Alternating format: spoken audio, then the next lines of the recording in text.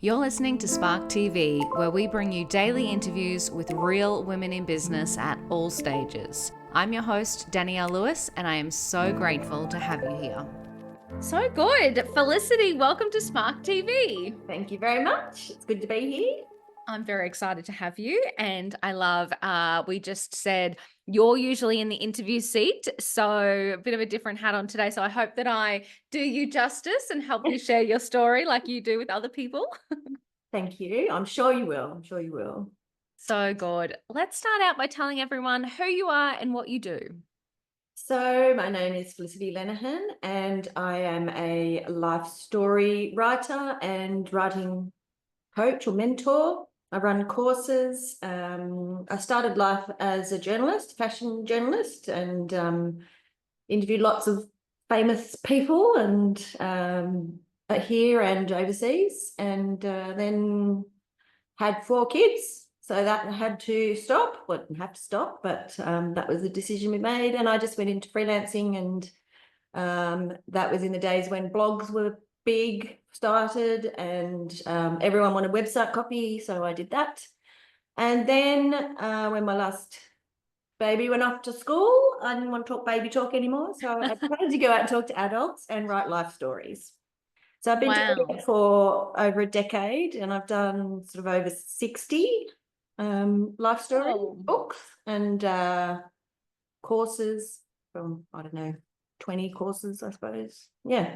So. Oh my God. So when you say life story, you mean literally documenting in a book format somebody's life story, like a person's history journey through life. Yeah. So there's sort of a few different levels of it. There's autobiography, which is someone's written their own, or it's in first person, and it's got lots of other people chiming in on the story, research, historical facts, things like that. And biography fits into that. Memoir as well, which again is first person, but it's a bit more of a formulated, structured, almost fictionalized, uses fiction technique story. And then I would categorize life story as all of those, but mostly it's used in the sense that it is just the person's voice, and it's from go to woe. It doesn't use any of those sort of fictional techniques that memoir might use. It's pretty much the person talking about their life, always in first person, and you try and keep their voice as much as possible. People love it when they read it back and they say, oh, I can hear him off the page, you know? Oh, that's so good. Yeah, so that's kind of the breadth. And it also, I'm also on the board of Life Stories Australia, which is our national association, and that Life Stories also encompass now audio, video, all sorts of different mediums, not just yeah. I didn't even know that we had a Life Stories Australia. We do. We've got some beautiful Western Australian members. Wow. Yes, yeah. It's a great group. Everyone is really friendly, willing to share information and help each other rather than behaving as if it's a competitive space. So it's a really great group. Yeah. This is such an interesting concept. I was literally recording another podcast interview this morning, and we were talking about how, you know, perhaps in Australia, maybe everywhere, I'm not sure, but we're here, there may be not enough respect for elders, and how, you know, perhaps not every idea that they have in their head is relevant to now, but they've got such a story to tell and so many actual good lessons, and you know, they have survived far longer than us through far different circumstances. Yeah. That actually tapping into their stories and their wisdom is so powerful. But I think, you know, we don't always get the opportunity to do that. I feel like this really extracts that and gives that gift to every family member, ongoing generations. It's just so powerful. Yeah, it's really interesting that you say that, because I'm about to embark on a social enterprise journey, which addresses that problem. So there's all these statistics, like at the moment, there's 1 in 10 people over 60. In 5 years, there's going to be 1 in 6. and there's this big mental health crisis for people Wow. considered elderly, whatever that means. Mm. And I find myself using the term identify as aged, I suppose, because, you know, that could be someone in their 30s riddled with arthritis. You know, there's Mm. all sorts of definitions of it. But it Wow. comes with isolation, loneliness, that lack of respect. You know, so it's we're about to hit a big aging population. You know, it's going to be bigger than the younger generation. If you think about it, millennial women are in the menopause age. That was Yeah. that kind of, How the hell did that happen? yes. Oh my God. It's Yeah, wild. really, like it's happening quickly, and there's going to be a Mm. huge number of people. And if we sort of can't grapple with the mental health issues Yeah. of the part of society that's going to be one of the biggest, you know, there's so my social enterprise idea is I've got a life story app, so you can write, record, publish the book. It's to offer that to all sorts of aged care, anyone that accesses anything to do with aged care. It might be a GP, it might be a gym who's got you know, older, fitter, stronger program. It might be someone who applies for pension, anything, physios. Mm. They are offered this app to write their life story. With it comes a training kit, so you can train yourself up to run life story groups, circles, called them. And so this is, you know, to sort of build that sense of community, abolish that isolation, all of that stuff, upskill, because there's a lot of information out there saying that communication is one of the foundational skills that we will need in the robotic era.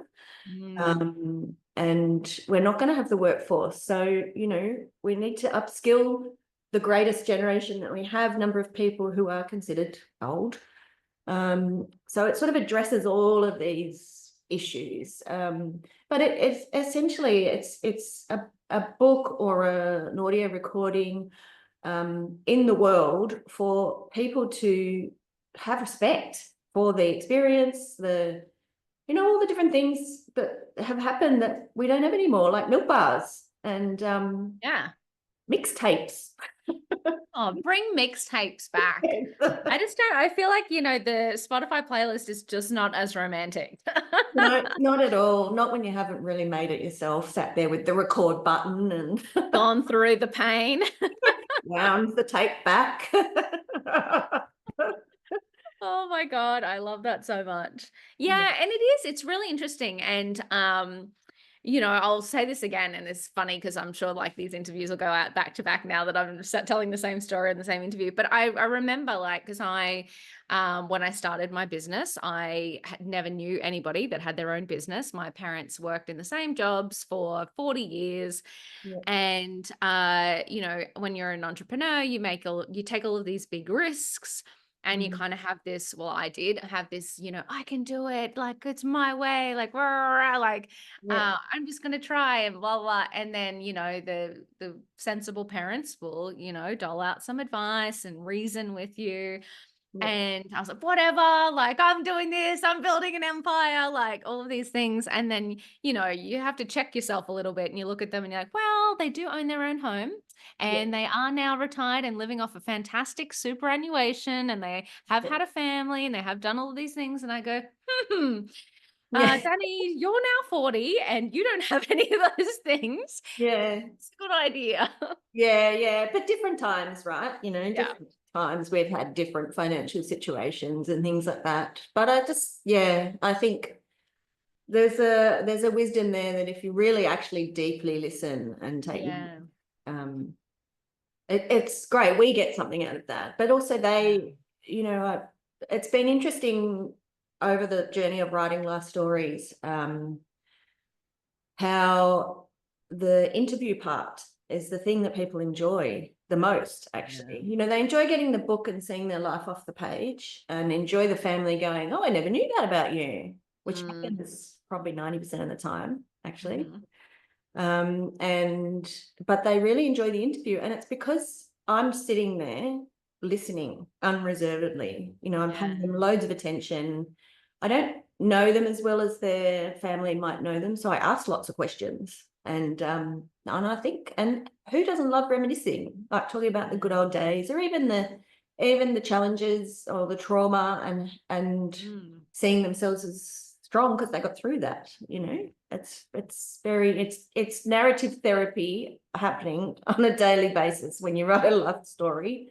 They really see it in themselves in a different light, which is great. If you think about that on a mass scale, that everybody has access to something like this, they don't see themselves as that lonely, worthless, I've got nothing to give person. They see themselves as product of what they've achieved in life, what they've done, where they've been, what they've lived through, how strong they are because of the challenges they live through. Yeah, so it's really important. I'm quite passionate about it.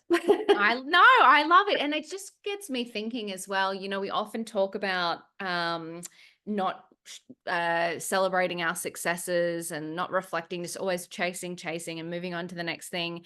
And I Mm, guess like that's doesn't matter if you're running a business or not. That's kind of true for everyone. I feel like you get yeah, up in the morning and you live your day, and sure, some of us are working towards big goals and they happen, and that's great, but plenty of other different circumstances. And I just feel like that reflection and that validation of, yeah, what you have gone through and what you have overcome or what you have achieved. yeah, Sometimes we forget to do that part. And yeah, you're right. And I think there's that therapy in just talking about it and sharing that with yeah, somebody. yeah, yeah. Even you just reminded me, it's one of the best life stories. Oh, actually, I've done, they're all the best, but anyway, one of the ones Don't play favorites. that like really has stuck with me, because I get a lesson out of every single one, right? So Mm, one of the ones that has really stuck with me was a person who grew up in the same suburb, lived in the same suburb. He got the life story gift for his 90th birthday, and he still lived in the same suburb, the same house he bought 70 years earlier with his wife. wow. He had all these kids and like a million grandkids. He'd worked in the same job his whole life. Wow. He had a love of cars. But on paper, that looks like the most ordinary life, and some people will go boring. But at the Mm, end of it, I always ask kind of a curly question at the end, what's your wisdom about life, kind of a question. And I said, what would you do again? What lessons would you pass on to your grandkids? He said, I'd do it all again. It was all fantastic. wow. I cried, he cried, getting tissues. But like, it's simple, right? Life can be Yeah. simple and amazing. And that was of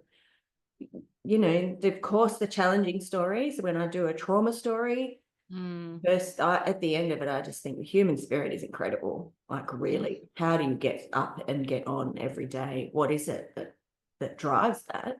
mm. But the living life simply and looking back and going, it was so great. Yeah. Who doesn't want that? Oh my God, it's so true. I was watching a YouTube video this morning on money, and it had referenced a minimalist quote. And Mm, I do think sometimes we try and fill the hole in our lives with stuff and yeah, things. And in this relentless pursuit of achievement and being happy. And I just think you're so right. You can actually just things can be simple and you mm, can be happy. And these are yeah, all choices. yeah, yeah. And But look, different. It might not be a choice now in this society that we're growing up in, mm, but it was for him. But there's different ways, I suppose, you can make it simple. This mm, just the same thing happened this week. A couple, they were immigrants, and when they came here, they said, right, like, we have this opportunity to really make some incredible wealth considering the poverty we've come from. At that time, mm, it was free education, they got grants, they got money to buy a home, all of that sort of stuff, which wowed them, and they're still eternally grateful. But they said, we want you to go to work. They both were career people, which was really interesting. There was for the age that they were in Australia, women generally were not working, mm, but she was a career woman as well. She gave up work to raise the kids. And they decided together, we're not going to, I want you to go to work and come home. We don't need to be greedy. We don't need to earn a lot of money. We want a small house, a small car, happy kids, and that's it. Come retirement, they have been to 90 different countries Whoa. with that small house and that small car and that like Oh my God. life, that they purposefully pushed aside the things they really could have had, and a lot of people in their situation would have taken. So Yeah. yeah, Oh again, my God. I just like love intentionality. You know, yeah, I just love when people go block out the noise. I don't need to follow yeah, somebody else's version of happiness and success. This is what we want. And we will relentlessly say no to everything that's not it. yeah, yeah. All lessons we need to know. As I said, every single story I do, I take away something from my own life. Oh my God. If everybody had that. It must be so amazing talking to these people. Yeah, I feel it's a real privilege. People let me Mm. right into their lives. It's a real privilege. Yeah, yeah. I Oh my get more God. out of it, I think, than they do. I say that about this podcast. I'm like, this is therapy for me. Yeah, This yeah, is literally like 30 minutes of therapy every day. yeah, yeah, I yeah, love it. But it is like, it just goes back to the power of conversations yeah. and stories and learning from each other. Yep, yep, absolutely. And that's never more evident to me when I do a life story writing course or workshop. People like instantly come together. It's instant, and there's not been over the many I've done. There's not been one time where it didn't happen. I mean, I anticipate that it's going to happen. There's going to be someone who doesn't want to share. Never. Mm. Wow. And it's because it's such a deeply personal thing that they're doing. Also, Mm. because they're often the same age, so they've like lived through the same time period. So you'll get someone saying, "Oh, when we were 14, women had to leave school and they were either nurse or secretary." "Oh, yes, I was a nurse. I was a secretary. Did you go to the women's nurse? Did you live in the women's nursing Wow. community?" Like, yeah. So I think, yeah, definitely conversation creates connection, and everybody wants it, not just, the invisible age, as they're called. Yeah. Yeah.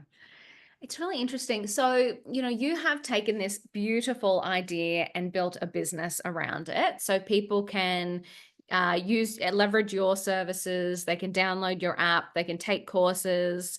Yeah. Is that essentially how you've monetized this Yeah. amazing skill you have? Yes, it is. Yes, it is. All of those things. Mm. I try and do the courses through grants, like council grants, Oh, cool. so that it's cheaper for the participants, because Mhm. they don't, if they're generally, I put them in the middle of the day because to have retirees enjoy it, because that's mostly the market that I do the life stories for, and mostly the people I come across who want to write their own life stories. Mm. And they don't have a lot of money. Like, some writing courses are really expensive, so they don't have Mm. that sort of money, or they don't want to spend it on that. Yeah. So I try and get a grant to do those particular ones. Mm. But the app was self-funded. That's a new thing, because What was that process like building an app? so I didn't. Traumatizing? Yes, I need to That is write always the through story. It's about that literally always experience. the answer. I have never heard anybody say, it was fantastic. It was seamless. The first people I engaged to build it for me, it was a giant success. Yeah, no, yeah, yeah. Well, yeah. So I did use I haven't paid for it twice yet. Good, good. It's not, I'm being yeah. negative. I'm being negative. No, no, no, but it's not 100% what I envisioned. Mm, Like, it doesn't have all the functionality. It does. I had to make a decision to either spend all my money that I'd saved to put into it, or cut it off and leave a little bit to market it, develop it, all of that sort of stuff. yeah.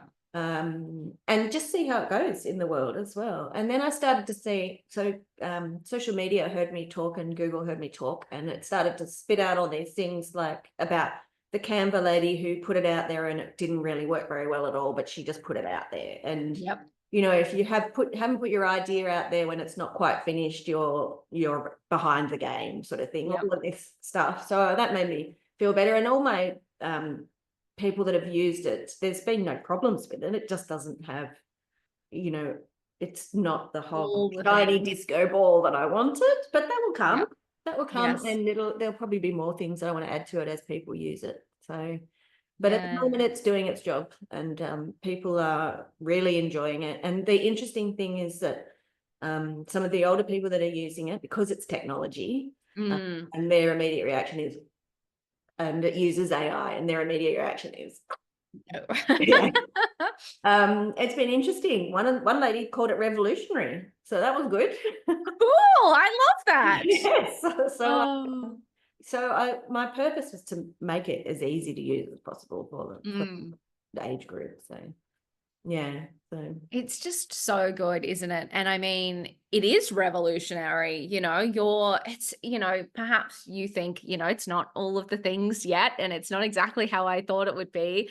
But, when you're providing that value to that person, that's all they see. All they see is, oh my God, you're doing this great service or solving this problem. They only see that. I just think it's us as business owners, because we are so have got this grand vision for our yeah, life and how we want things to be, but sometimes we forget. I love that you said, if you haven't put it out and you hate it, yeah, behind the curve, because it's so true. Like, if you put it out there and someone gets value out of it, then that's yeah, spot on. That's all you can ask for. yeah, yeah, yeah. And it's Oh, interesting experience developing it, because I engaged someone from Bangladesh, a team from Bangladesh, and they were studying at uni, and every now and then they'd say, we're just going to stop work so we can go and do our exam. wow. First year uni, I was like, so I've got techie kids, right, Yeah. who are around the same age, and I'm like, look what they've done. Yes.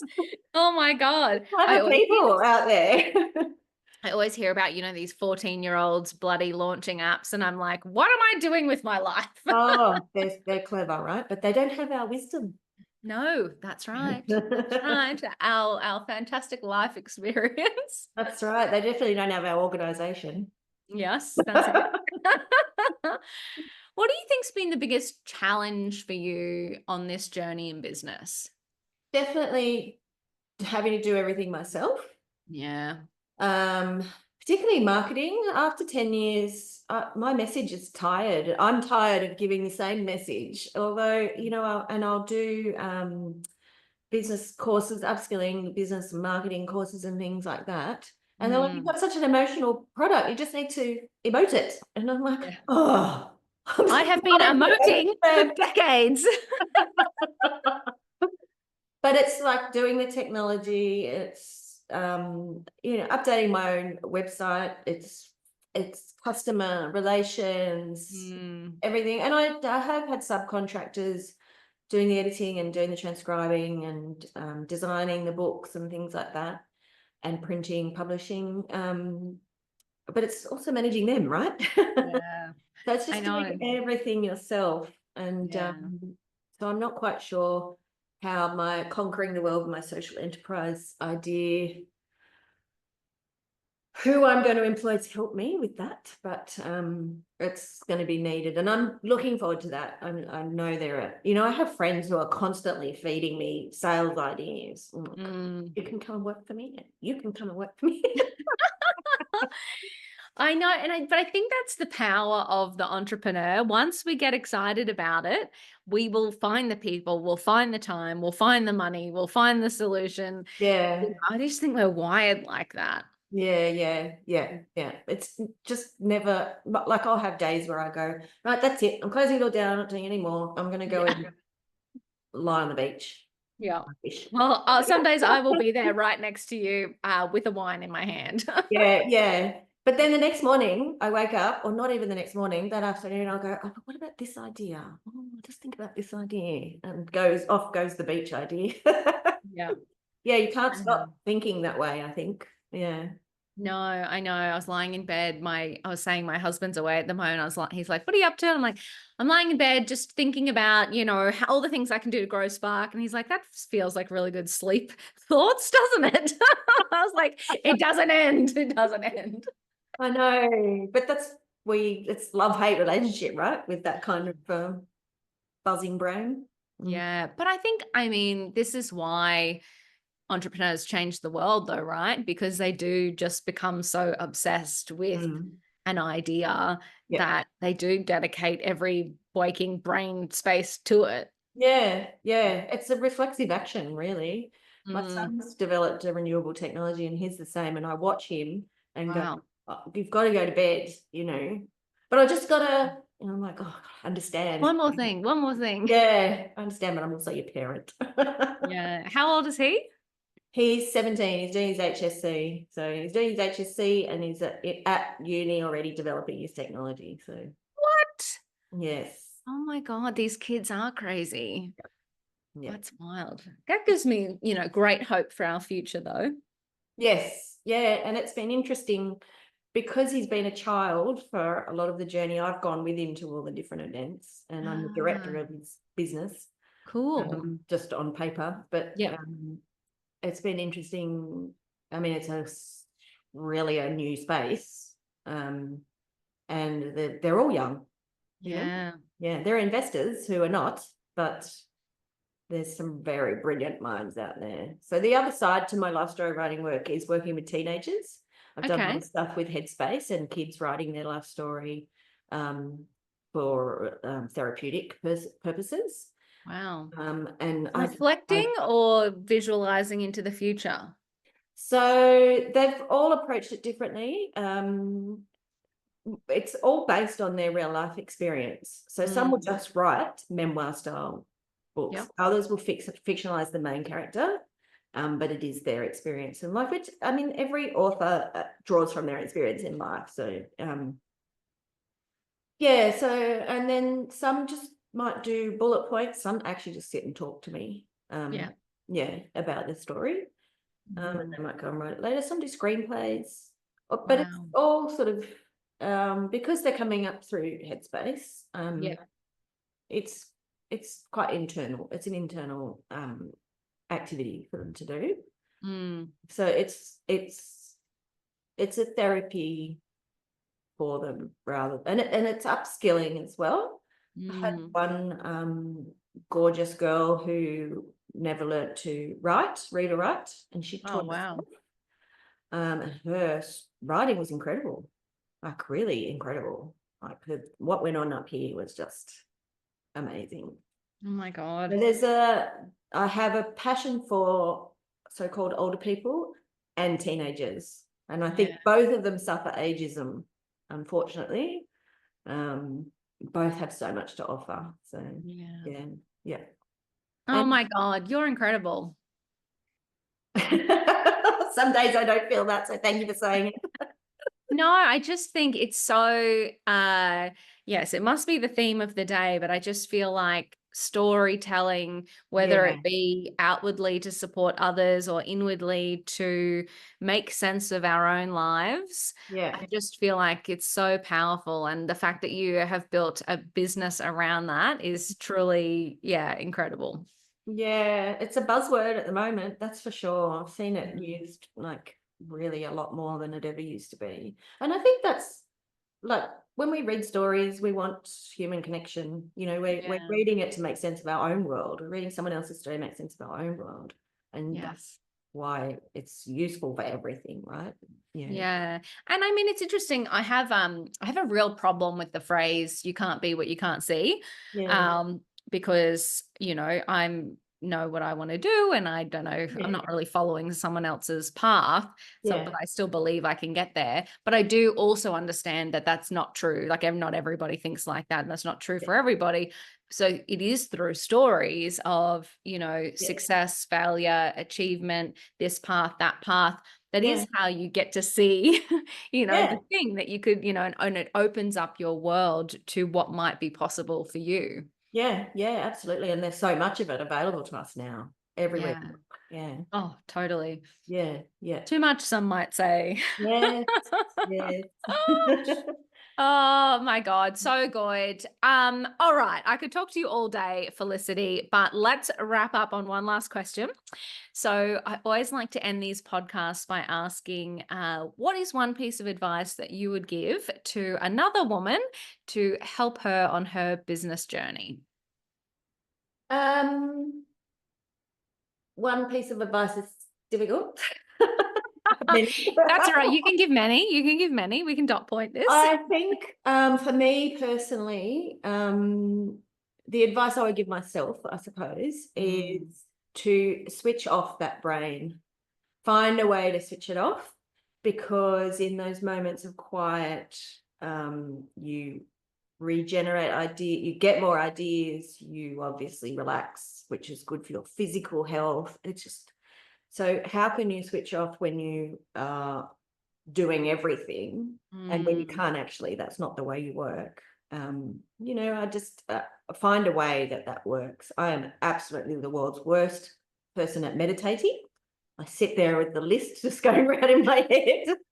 same. I go for a walk. I take the earbuds out and just Mm, think when I'm walking, and even things like doing 4 kids sport on the weekend, although it's crazy busy and it's noisy and it doesn't feel like a relaxing thing to do, I can't afford to think about any business things. So yes. I think it's really important for a self-sustaining business model to look after yourself first and switch off. Yeah. Wow. I love it. I couldn't agree more. All my best ideas come when I'm switched off. Yeah. Yep. When you're trying to force it, it Yep. just doesn't happen. Yeah, yeah, me too. It just gives us longevity in the job. I think, we're not doing one thing day in, day out, where Mm, as business owners, you are constantly trying to change things and make it yes. better, and yeah, evolve with the times and things like that. And you can't do that if you don't have a clear head. I love it so much. You are incredible, Felicity. Thank you so much Thank for you. sharing your story on the Spark TV podcast. Thank you for having me. That wraps another episode of Spark TV. Shout out to Spark TV sponsor IP Australia for their amazing support of the Spark podcast and women in business. And if no one tells you today, you've got this.